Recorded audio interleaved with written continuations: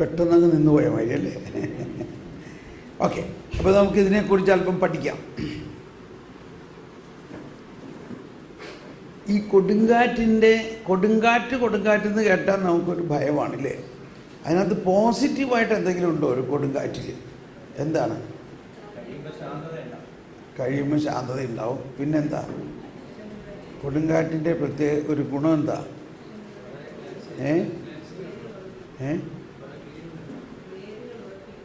എന്താ പറഞ്ഞ്? കൊടുങ്കാറ്റിൻ്റെ ഒരു പ്രത്യേകത, അത് പെട്ടെന്ന് പോകും. അതൊരിക്കലും ഒരു സ്ഥലത്ത് നിലനിൽക്കില്ല. മനസ്സിലായ? ഒരു കൊടുങ്കാറ്റുമാതിരി വന്നു എന്ന് പറഞ്ഞാൽ, കൊടുങ്കാറ്റ് പോലെ വന്നു എന്ന് പറഞ്ഞാൽ ഉടനെ ആശ്വസിക്കണം. അതിൻ്റെ അർത്ഥം കൊടുങ്കാറ്റ് പോലെ അത് പോയിക്കോളും. അപ്പോൾ ഇതാണ് ഈ പ്രപഞ്ചം മുഴുവനിലുമുള്ള പാപം എന്നത് ഒരു കൊടുങ്കാറ്റ് പോലെയാണ്. പക്ഷേ അതിന് നിലനിൽപ്പില്ല. മനസ്സിലായോ? അതൊരു എറ്റേണൽ എൻറ്റിറ്റി അല്ല. അതൊരു നശ്വരമായ ഒരു മണ്ണിൽ നിന്നുണ്ടായിട്ടുള്ള, പാപത്തിൽ നിന്നും, മനുഷ്യരിൽ നിന്നും പിശാചിൽ നിന്നുണ്ടായിട്ടുള്ളതാണ്. അതാണ് മറ്റൊരു സങ്കീർത്തനത്തിൽ ഇങ്ങനെ പറയുന്നുണ്ട്, 18-ാം സങ്കീർത്തനത്തിലെല്ലാം,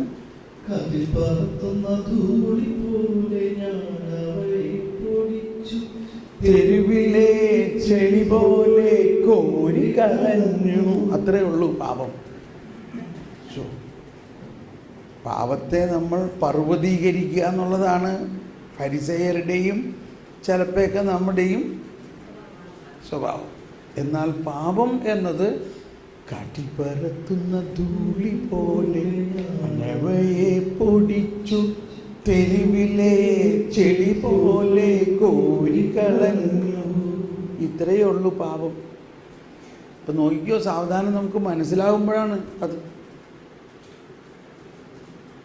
ധൂളി എന്ന് പറഞ്ഞാൽ അത് നശ്വരമാണ്, അത് എർത്തിലിയാണ്, അതൊരു എർത്തിലി സബ്സ്റ്റൻസാണ് പാപം. എന്നാൽ ഇനി ഇതിൻ്റെ ഒപ്പോസിഷൻ എന്താണ്? Heavenly grace. ഓക്കെ, അപ്പം കൊടുങ്കാറ്റ് ഒന്നുകൂടി പാടിയ സങ്കീർത്തനം 57 ആദ്യത്തെ വരി എന്താ? വിനാശത്തിൻ്റെ കൊടുങ്കാറ്റ് കടന്നു പോകുവോളം ഞാനങ്ങയുടെ ചിറകിൻ കീഴിൽ ശരണം പ്രാപിക്കും. അപ്പൊ വിനാശത്തിൻ്റെ കൊടുങ്കാറ്റ് ഉണ്ടാകും. അതുണ്ടായാൽ നമ്മൾ മനസ്സിലാക്കണം, അത് കടന്നു പോകും. അത് കടന്നു പോകുമ്പോൾ നമ്മൾ എന്ത് ചെയ്യണം? നമ്മളൊന്നും ചെയ്തുകൊണ്ട് മാറില്ല. നമ്മൾ ചെയ്യാവുന്നത് ചിറകിൻ കീഴിൽ ശരണം പ്രാപിക്കുക. കർത്താവ് അത് നമ്മളെ സംരക്ഷിക്കും. എന്നോട് കൃപയുണ്ടാകണമേ ദൈവമേ, എന്നോട് കൃപ തോന്നണമേ. സ്റ്റോപ്പ്. അപ്പം ഇത് മനസ്സിലാക്കണം. യേശുവിനെ 1000-ലധികം വർഷങ്ങൾക്ക് മുമ്പ് അവർ പാടുകയാണ്, കൃപ കൃപ കൃപ.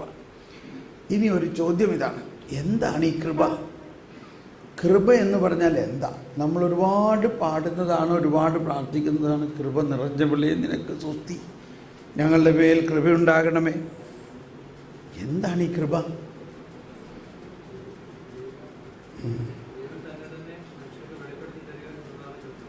ദൈവം തന്നെ മനുഷ്യർക്ക് വെളിപ്പെടുത്തി തരിക. ഇനി വേറെ എന്താ ഉത്തരം? What is grace? ഗ്രേസ്, കൃപ എന്ന് പറഞ്ഞാൽ എന്താ?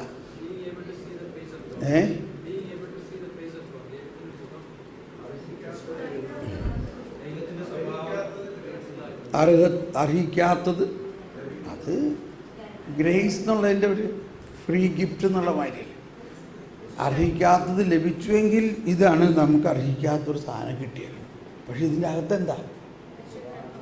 What is the content of it? പരിശുദ്ധാത്മ. അപ്പോൾ പിന്നെ പരിശുദ്ധാത്മാവെന്ന് പറഞ്ഞാൽ എന്താ? അദൃശ്യമാണ് ദൈവം.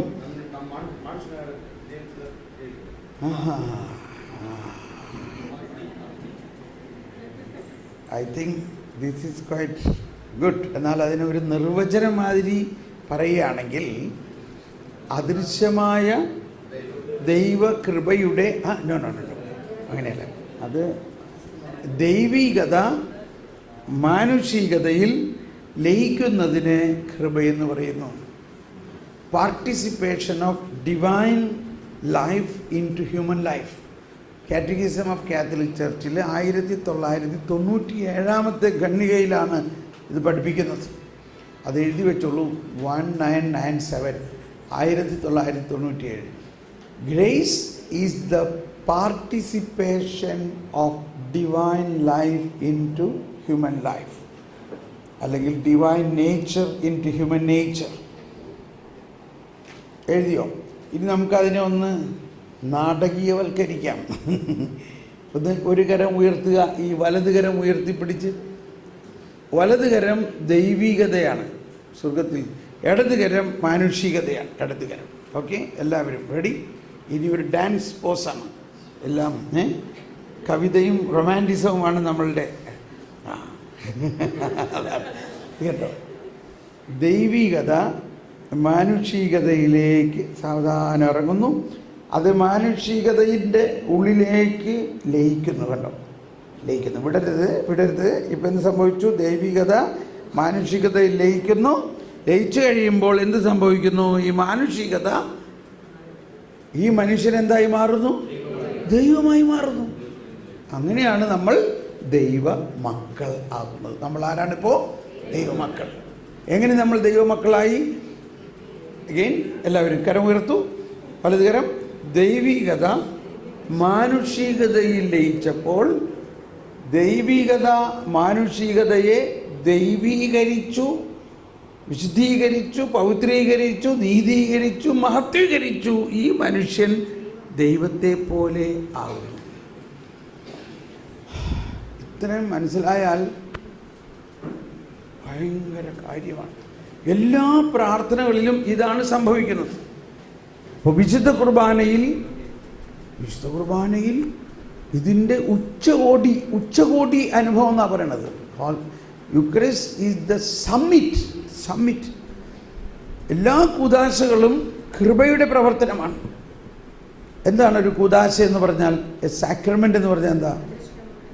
അദൃശ്യമായ ദൈവകൃപയുടെ ദൃശ്യമായ അടയാളമാണ് കൂദാശ. എല്ലാ കൂദാശകളിലും കൃപ ലഭിക്കുന്നു. എന്നാൽ വിശുദ്ധ കുർബാനയിലോ കൃപയുടെ ദാതാവിനെ തന്നെ ലഭിക്കുന്നു. കൃപയുടെ ദാതാവിനെ തന്നെ ലഭിക്കുന്നു. പ്രത്യേകിച്ച് മലങ്കര കുർബാനയിലേക്ക് അതിനെക്കുറിച്ചുള്ള വർണ്ണനയാണ്. ഒരുപാട് വാക്കുകൾ 3 പ്രാവശ്യം പല പ്രാവശ്യം അങ്ങനെ വർണ്ണിക്കുന്നു. സുറിയാനി കുർബാനയിലും ഈ കൃപയെക്കുറിച്ചാണ് വർണ്ണിക്കുന്നത് മുഴുവൻ.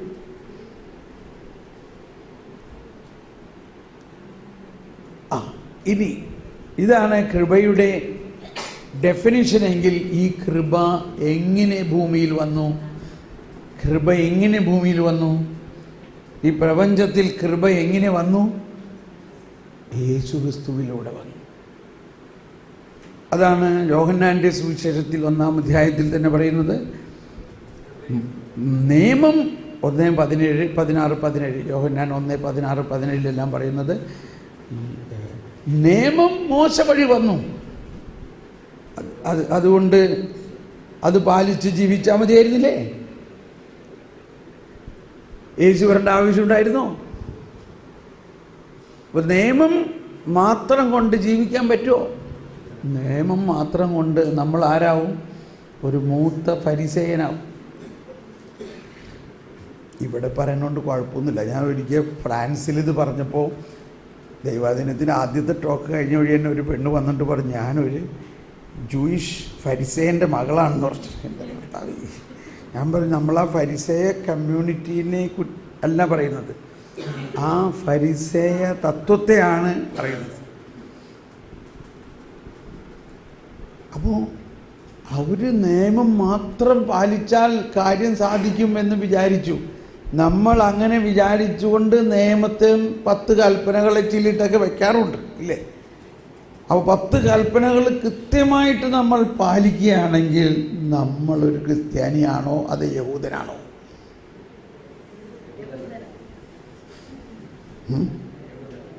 നമ്മളൊരു യഹൂദനെ ആവുന്നുള്ളൂ. അതാണ് യോഹന്നാൻ്റെ സുവിശേഷത്തിൻ്റെ ആദ്യ അധ്യായത്തിൽ തന്നെ പറയുന്നത്, നിയമം മോശ വഴി നൽകപ്പെട്ടു, കൃപയും സത്യവുമാകട്ടെ യേശുക്രിസ്തു വഴി ഉണ്ടായി. നിയമം ഒന്നെല്ലാവരും ഒന്ന് ഏറ്റു പറഞ്ഞ ആ വചനം. നിയമം മോശ വഴി നൽകപ്പെട്ടു, കൃപയും സത്യവുമാകട്ടെ യേശു വഴി. അപ്പോൾ നിയമം വേണം. എന്തിനാണ്? നിയമം പാപത്തെക്കുറിച്ചുള്ള അവബോധമുണ്ടാക്കുന്നു എന്നേ ഉള്ളൂ. എന്നാൽ കൃപ നമുക്ക് ലഭിച്ചു കഴിഞ്ഞാൽ മാത്രമേ വിശുദ്ധിയും ആ ദൈവീകമായ ഒരു ജീവിതത്തിലേക്ക് നമുക്ക് പ്രവേശിക്കാൻ പറ്റുള്ളൂ. പിന്നീട് അതിനെക്കുറിച്ച് വിശദീകരിക്കാം. ഇപ്പോൾ ഇത്രയും മനസ്സിലാക്കുക. ഈ സങ്കീർത്തനത്തിൽ ഈശോ എവിടെയാണ് കാണുന്നത്? ഇപ്പോൾ കണ്ടോ, കൃപ. ഈ കൃപ ആരിലൂടെ വരുന്നു? യേശുവിലൂടെ വരുന്നു. അതിനു വേണ്ടിയാണ് അടുത്ത സങ്കീർത്തനത്തിൻ്റെ അടുത്ത ഭാഗത്തിൽ അത്യുന്നതനായ ദൈവത്തെ ഞാൻ വിളിച്ചപേക്ഷിക്കുന്നു, എനിക്കു വേണ്ടി എല്ലാം ചെയ്തു തരുന്ന ദൈവത്തെ തന്നെ. ഒന്നെല്ലാവരും. അത്യുന്നതനായ ദൈവത്തെ ഞാൻ വിളിച്ചപേക്ഷിക്കുന്നു, എനിക്കു വേണ്ടി എല്ലാം ചെയ്തു തരുന്ന ദൈവത്തെ തന്നെ. അവിടുന്ന് സ്വർഗത്തിൽ നിന്ന് സഹായമയച്ചെന്നെ രക്ഷിക്കും. എന്നെ ചവിട്ടി മരിക്കുന്നവരെ അവിടുന്ന് ലജ്ജിപ്പിക്കും. ദൈവം തന്റെ കാരുണ്യവും കരുണ വിശ്വസ്തതയും അയക്കും. കണ്ടോ? അപ്പോൾ അവരുടെ ആ പരിശുദ്ധാത്മാവ് ഇസ്രായേലിനെ കൊണ്ട് ഇങ്ങനെ പ്രാർത്ഥിപ്പിച്ചുകൊണ്ടിരിക്കുകയാണ്. ഈ വരാനിരിക്കുന്നവൻ വരണം, മണവാളൻ വരണം. അവൻ എവിടെ നിന്ന് വരും? അത്യുന്നതനായ ദൈവത്തെ ഞാൻ വിളിച്ചപേക്ഷിക്കുന്നു, എനിക്കു വേണ്ടി എല്ലാം ചെയ്തു തരുന്ന ദൈവം. കണ്ടോ? എനിക്ക് വേണ്ടി എല്ലാം ചെയ്തു തരും. നമ്മുടെ ഒരു വാസ്തവത്തിലൊരു പരാജയം എന്ന് പറഞ്ഞാൽ നമ്മൾ തന്നെ ചെയ്താലേ ശരിയാവുള്ളൂ എന്നുള്ള ഒരു വിചാരമാണ്. നമ്മൾ തന്നെ എല്ലാം ചെയ്യണം. ഞാനൊരിക്കൽ ഒരു സഹോദരി ഇങ്ങനെ ഭയങ്കര അപ്സെറ്റാണ്. അവരങ്ങനെ ചെയ്ത് ശരിയായില്ലേ, എനിക്കിങ്ങനെ ചെയ്തു തന്നില്ലേ, എനിക്കത് ചെയ്യണം, ഒരുപാട് കാര്യത്തെക്കുറിച്ച്. അപ്പം ഞാൻ പറഞ്ഞു, ഹലോ, അവരുടെ പേര് പറയുന്ന വെച്ച വിഷമൊന്നുമില്ല, അവർക്ക് സന്തോഷമായിരിക്കും. ഞാൻ പറഞ്ഞു, Margaret, do you know there is somebody responsible about you? നിന്നെക്കുറിച്ച് ദൈവത്തിനോട് റെസ്പോൺസിബിലിറ്റി ഉണ്ട്. What? Somebody responsible about me? No, I am responsible. അതാണ് ഈ പ്രശ്നം മുഴുവൻ. ശരിയാണ്, നമുക്കൊരു റെസ്പോൺസിബിൾ ഫീലിംഗ് ഉണ്ടായിരിക്കണം. പക്ഷെ അതേ സമയത്ത് നമ്മളെ സൃഷ്ടിച്ച ദൈവത്തിന് നമ്മളെക്കുറിച്ച് ഒരു റെസ്പോൺസിബിലിറ്റി ഉണ്ട്. അതാണ് പല വചനങ്ങളിലും പറയുന്നത്, അവൻ നിൻ്റെ കാര്യത്തിൽ ശ്രദ്ധാലുവാണ്, ഞാൻ നിൻ്റെ കാര്യത്തിൽ ശ്രദ്ധാലുവാണ്. അപ്പോൾ ഇതാണ് ഡിവൈൻ പ്രോവിഡൻസ് എന്നെല്ലാം പറയുന്നത്. ദൈവമേ, ഭയങ്കര വലിയ തീമിലേക്കൊക്കെ പോകാണല്ലോ. ഡിവൈൻ പ്രോവിഡൻസ് എന്ന് പറഞ്ഞാൽ നമ്മൾ വീണ്ടും പറഞ്ഞ് മനസ്സിലാക്കി, ദൈവം നമ്മളെ സൃഷ്ടിച്ചു. സൃഷ്ടിച്ച് കഴിഞ്ഞു. നമ്മളെല്ലാവരും പറഞ്ഞു ദൈവം നമ്മളെ സൃഷ്ടിച്ചു എന്നില്ലേ? നമ്മൾ വിചാരിച്ചിരിക്കുകയാണ് നമ്മൾ ദൈവം സൃഷ്ടിച്ചു എന്നല്ലേ? ഇത് കണ്ടില്ല, ഈ മൊട്ടത്തലയിൽ ഇത്തിരി മുടിയൊക്കെ വളരണുണ്ടോ? ഇത് ആരാ? അപ്പോൾ നമ്മൾക്കുള്ള ഒരു വിചാരം ദൈവം നമ്മളെ സൃഷ്ടിച്ചു കഴിഞ്ഞു എന്നാണ്. പക്ഷേ ദൈവം നമ്മളെ സൃഷ്ടിച്ച് കഴിഞ്ഞിട്ടില്ല. ദൈവം നമ്മളെ സൃഷ്ടിച്ചു, എന്നാൽ സൃഷ്ടിച്ച് കഴിഞ്ഞിട്ടില്ല. ഈ സൃഷ്ടി ദൈവകരങ്ങളിൽ തന്നെയാണ് ഇപ്പോഴും. മറ്റൊരു വിധത്തിൽ പറഞ്ഞാൽ, ദൈവം സൃഷ്ടിച്ചവയെ ഒന്നിനെയും ദൈവം അബാൻഡൻ ചെയ്തിട്ടില്ല. എന്ന് പറഞ്ഞാൽ, ഞാൻ സൃഷ്ടിച്ച്, ഇനി നീ ആയി, നിൻ്റെ കാര്യമായി, നീ എന്ത് വേണം ചെയ്തു.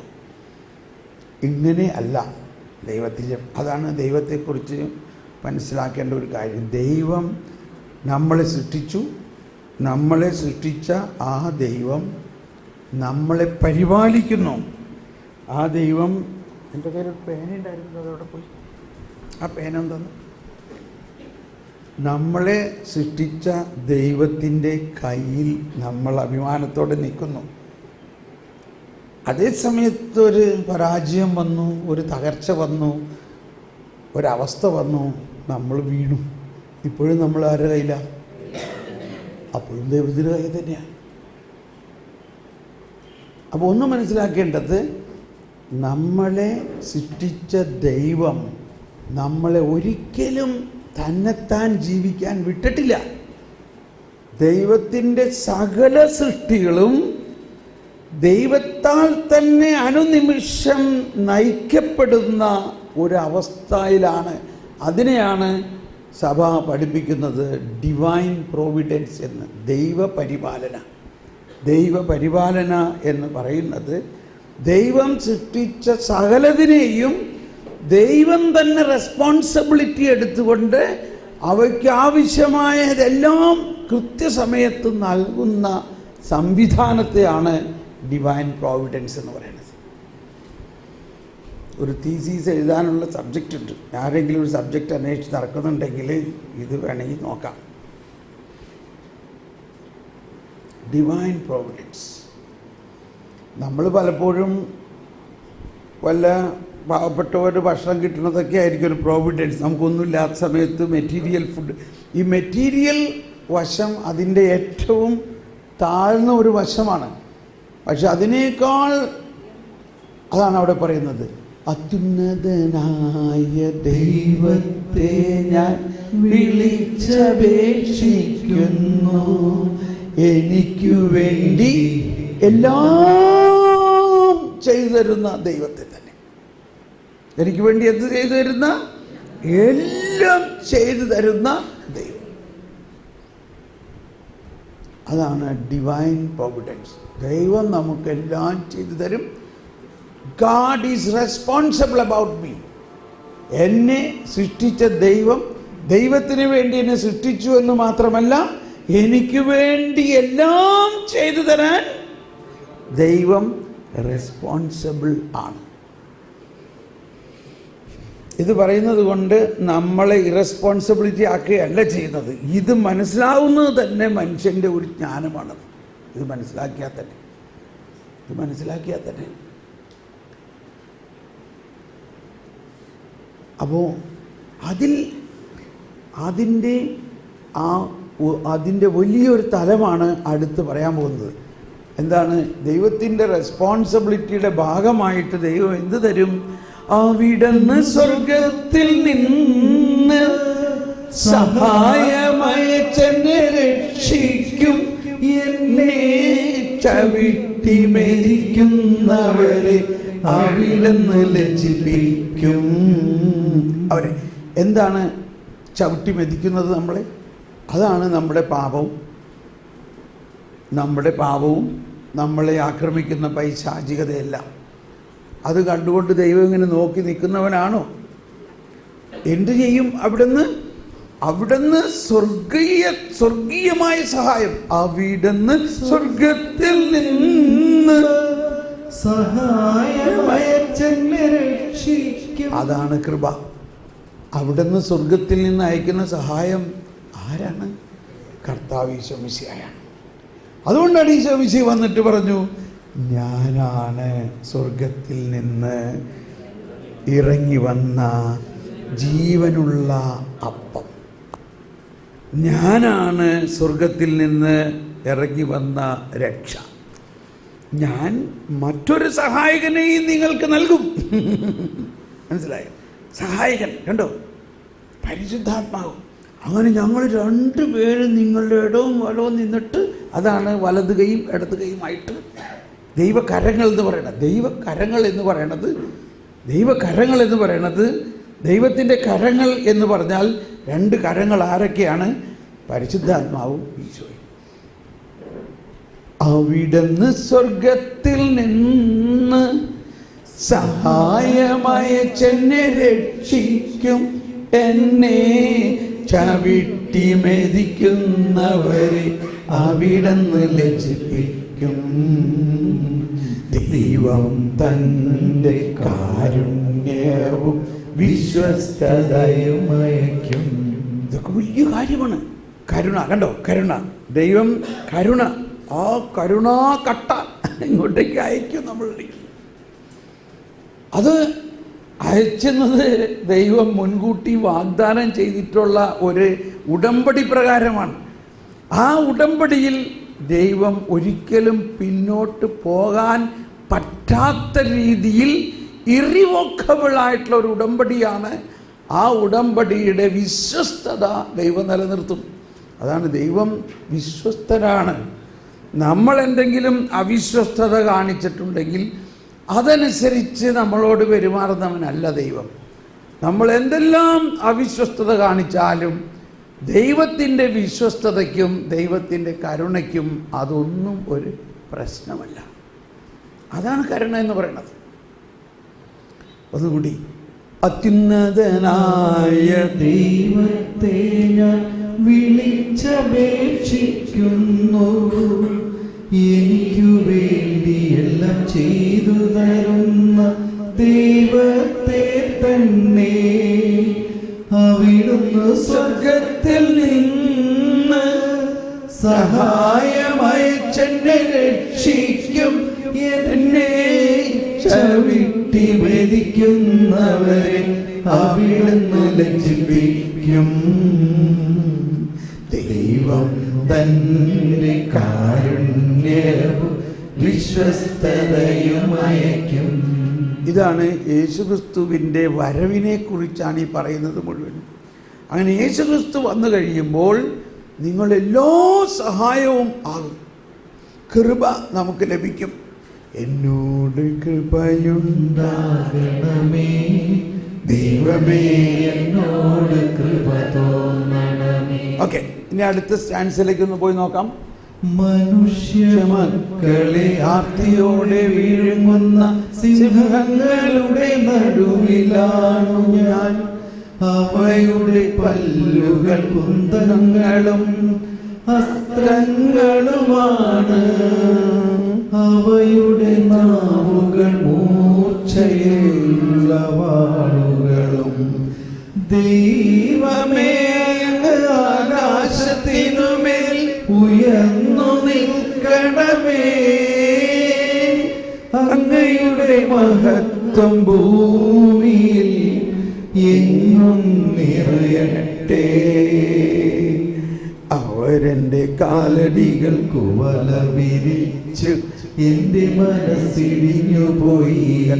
ഇതെല്ലാം ഈ രണ്ട്, ഒന്ന് പിശാചിൻ്റെ രാജ്യവും പിശാചിൻ്റെ തന്ത്രങ്ങളെക്കുറിച്ചാണ് പറയുന്നതെല്ലാം.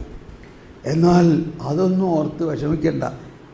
അതിൻ്റെ എല്ലാത്തിനും മുകളിൽ അവിടുത്തെ മഹത്വം ആകാശത്തിന് മേൽ, അതായത് ഈ ആകാശം എന്ന് പറയുന്നത് സകല സൃഷ്ടികളും, ആകാശവും ദൈവത്തിൻ്റെ സൃഷ്ടിയാണ്. അപ്പോൾ ദൈവത്തിൻ്റെ മഹത്വം, ദൈവത്തിൻ്റെ കൃപ ആകാശത്തോളം. അപ്പോൾ ഈ സകല സൃഷ്ടികളെയും നേരത്തെ ആ സഹോദരി ഒരു മജസ്റ്റി എന്ന് പറഞ്ഞില്ലേ കേട്ടോ, സകല സൃഷ്ടികൾക്ക് മുകളിൽ ഞാനുണ്ട്. നീ സൃഷ്ടിനെ നോക്കി എന്തിനാ പേടിക്കണേ?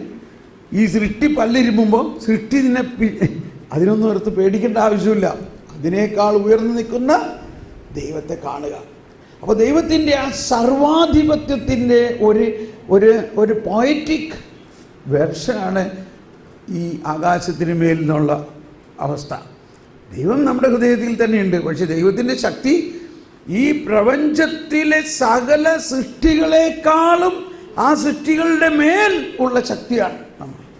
അത് വിശ്വാസത്തിൻ്റെ ഒരു ആസ്പെക്റ്റാണ്. വിശ്വസിക്കണം നമ്മളത്. നമ്മുടെ അടുത്തിരിക്കുന്ന ആൾ നമ്മൾ രണ്ട് വഴക്ക് പറഞ്ഞപ്പോഴേക്കും നമ്മൾ ആകെ തളർന്നൊടിഞ്ഞ് വീണു. അതിൻ്റെ അർത്ഥം അത്രയേ ഉള്ളൂ ദൈവത്തിലുള്ള വിശ്വാസം. ഒരിക്കലും ഒരു പെണ്ണ് പറഞ്ഞു, എന്നോട് അവൾ പറഞ്ഞു, നിന്നെ കണ്ട ഒരു കുരങ്ങിനെ പോലെ ഇരിക്കണം. ജീവിതകാലം മുഴുവൻ എന്നിട്ട് അതും പറഞ്ഞുകൊണ്ട് നടക്കണം. ഞാൻ പറഞ്ഞു, നിന്നെ ദൈവം ദൈവത്തിൻ്റെ സാദൃശ്യത്തിൽ സൃഷ്ടിച്ചിട്ടുള്ളതാണ്. നിനക്കറിയോ എന്താ സാദൃശ്യം എന്ന് പറഞ്ഞാൽ? ഓക്കെ, ആ പോയിന്റ് വന്നപ്പോൾ അത് നമ്മുടെ സിലബസിലുള്ളതാണിത്. എന്താണ് സാദൃശ്യം? ആരെങ്കിലും ഒന്ന് പറഞ്ഞേ. ഛായ.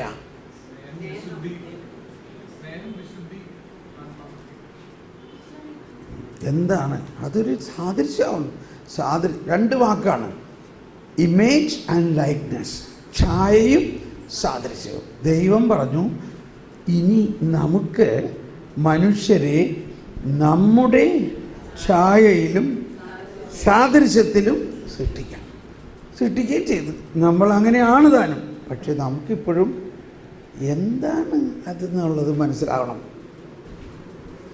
നമ്മൾ യൂണിവേഴ്സിറ്റി ആണല്ലോ ഇതൊരു യൂണിവേഴ്സിറ്റി അല്ലേ? ആണോ? ആയിട്ടില്ല. അപ്പോൾ ഇവിടെ എല്ലാം നമ്മൾ പഠിക്കുന്നത്, അധികവും പഠിക്കുന്നത് biology, zoology, botany, physics, chemistry, mathematics, arithmetics, trigonometry. ഇതെല്ലാം എന്ന് പറഞ്ഞാൽ സൃഷ്ടിയെക്കുറിച്ചുള്ള അറിവാണ്, സൃഷ്ടിയെക്കുറിച്ചുള്ള അറിവ്. ഇതോടൊപ്പം നമ്മളിൽ ഉണ്ടാകേണ്ട മറ്റൊന്ന് സൃഷ്ടാവിനെ കുറിച്ചുള്ള അറിവ്. സൃഷ്ടാവിനെ കുറിച്ച്. അപ്പോൾ അതാണ് നമ്മൾ ജ്ഞാനം എന്ന് പറയുന്ന ഒരു വശം, ദൈവത്തെക്കുറിച്ചുള്ള ജ്ഞാനം. നമ്മൾ ഇനി അതിനകത്തേക്കാണ് കയറേണ്ടത്. അപ്പോൾ അതിനകത്തേക്കുള്ളൊരു നല്ലൊരു ഡോറാണ്. ദൈവം മനുഷ്യനെ ദൈവത്തെ പോലെ സൃഷ്ടിച്ചു. രണ്ട് കാര്യം. എന്താണ്? ഛായയും സാദൃശ്യം. എന്താണ് ഛായ?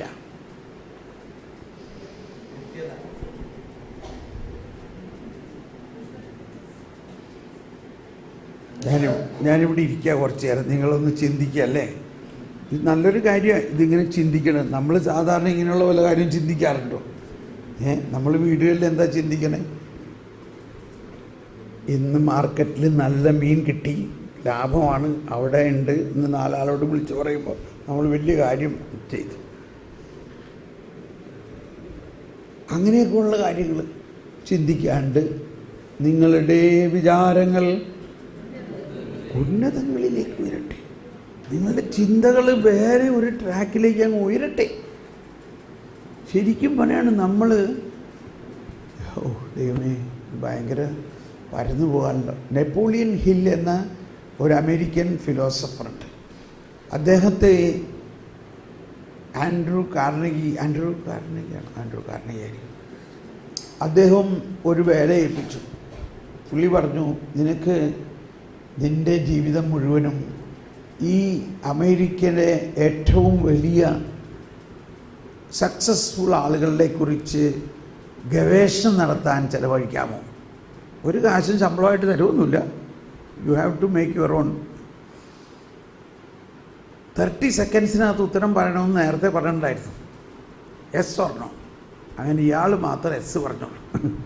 അങ്ങനെ നെപ്പോളിയൻ ഹിൽ 25 വർഷം അമേരിക്കയിലെ 500ഓളം ഏറ്റവും സക്സസ്ഫുൾ ആയിട്ടുള്ള ആളുകളുടെ ജീവിതത്തിൽ അവരുടെ വീട്ടിൽ പോയി അവരോടൊപ്പം താമസിച്ച് റിസർച്ച് നടത്തി.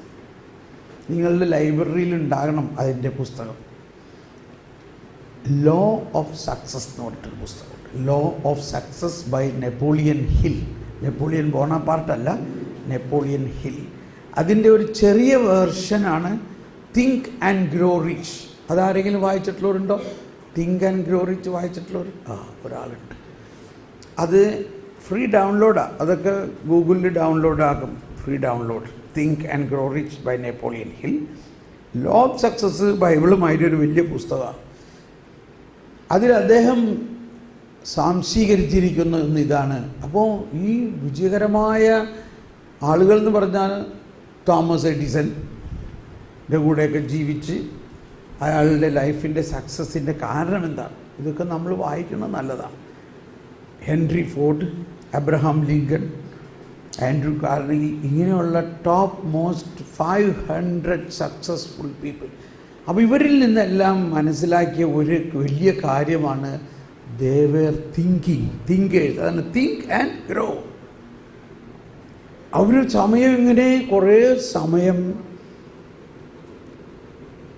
നിങ്ങളുടെ വിചാരങ്ങൾ നമ്മളും ഇങ്ങനെയൊക്കെ സമയം കണ്ടെത്തണം. കുറച്ച് സമയം ചിന്തിക്കാനും ധ്യാനിക്കാനും